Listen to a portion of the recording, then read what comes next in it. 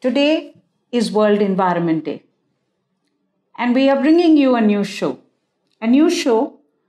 where I will every fortnight bring you an issue to discuss, to understand, and hopefully to use that information to try and change what is now becoming a really serious problem of health, of survival, of humankind, the environmental devastation that we are seeing across the world.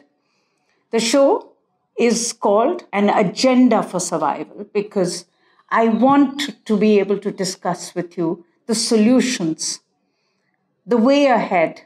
What can we do? What can you and I do? What should governments do? What must we demand so that we can get a cleaner, greener, livable planet, not just for the rich in the world, but for all? That has to be the agenda. The UN's Environment Program has put on the agenda the issue of plastic. Now, for me, for you, we live in Delhi, we live in other parts of the developing world. I certainly live in Delhi. Plastic is not a new agenda. For us, it's an agenda which is in our face. We see plastic contamination all over our cities. Our rivers are choking because of plastic. Our drains are full of plastic. Plastic is even in the stomachs of animals who roam around our cities. Plastic is being indicted today for the amount of dengue that comes up every monsoon season because it is the plastic containers which are in our garbage, which collect the water, which then breed the mosquitoes. So plastic is bad news for us. We know this. But why should plastic be back on the global agenda? And that is the big issue that we need to understand today. Because on World Environment Day, it is not about plastic in countries where governments have still not learned the art and the science of taking back the waste and being able to dispose it off. It is not about developing world's challenge of plastic. Actually, plastic is back on the global agenda. Now, why should that happen?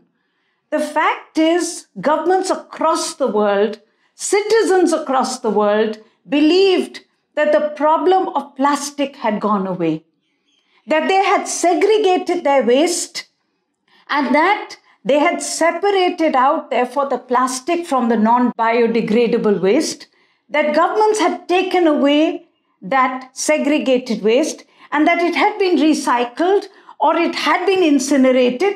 But the fact was that they believed it was handled. They believed this as well because there was no plastic litter on their streets. There is no litter anymore. The problem of plastic had gone away. But no.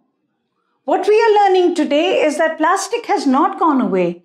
Plastic actually has ended up in vast quantities in the marine environment, in the oceans. And not only is it polluting the oceans, but the worst, the real challenge, the real crisis has been that the fish in the oceans are ingesting that plastic, are eating that plastic, and we in turn are eating the fish. So plastic is back in our bodies. It's almost as if it never went away. Then plastic has been found today in sea salt. We all have sea salt in our homes. So the plastic that is generated on land has ended up in the oceans, and from the oceans, it is coming back into our lives. But more worrying is the studies today that are talking about microplastic. Now, what is microplastic? It's nothing more than the fact that plastic is a wonder substance. It is the substance that mankind, and I'm deliberately using the word mankind and not humankind, that mankind created. It was wonder because it does not get destroyed. But what does happen to it, that when it is exposed to sunlight, it becomes fragmented. It breaks into particles. Now, as a result of it, what you're finding today and what studies have found today is that fragments of plastic, microplastic, is today contaminating tap water. In fact, studies are finding that it is in the air we breathe. So it's again coming back to contaminate the very world that we thought had got cleaned. And the fact is that we never really got rid of plastic. In fact, the use of plastic has only increased manifold in the last 40 years, in which we thought we had cleaned our streets, we had recycled, and that somewhere the problem had disappeared. Plastic is in everything. My colleagues told me recently that the tea bags that we use we should stop using them. Why?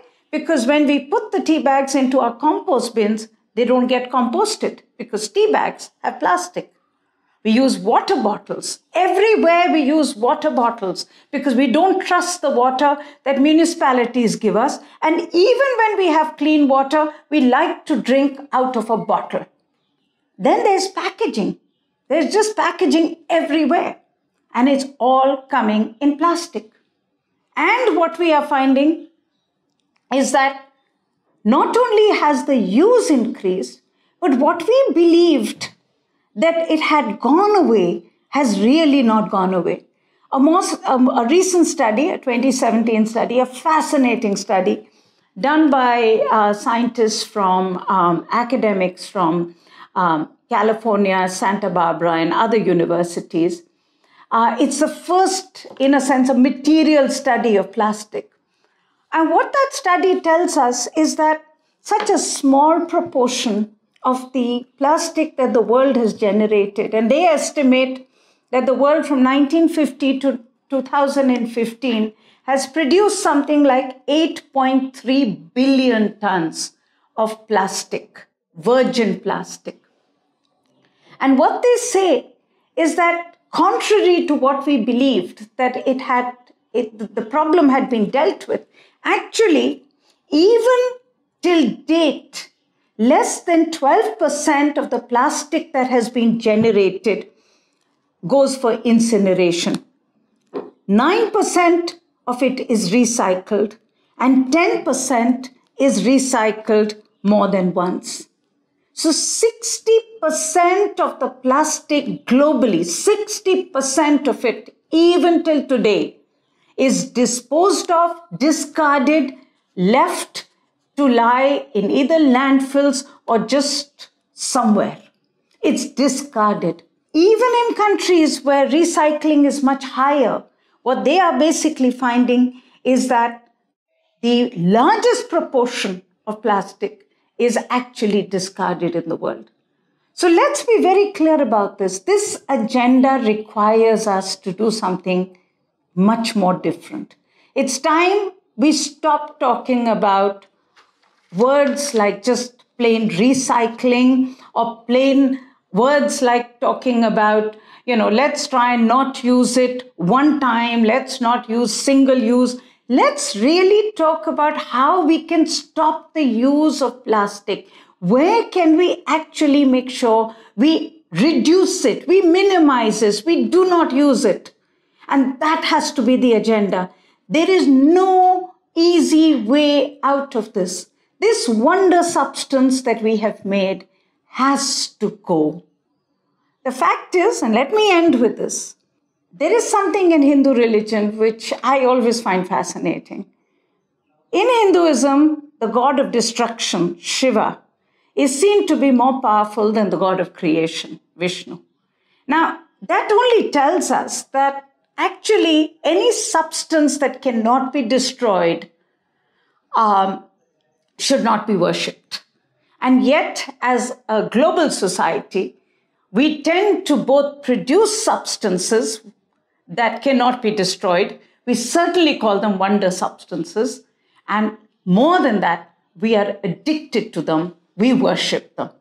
So I think it's very important for us to understand that this time, the agenda for change, the agenda for survival in this World Environment Day cannot be just small words about plastic.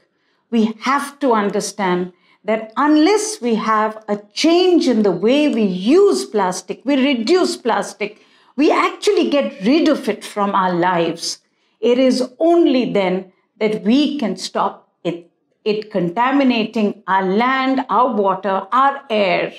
This has to be the agenda.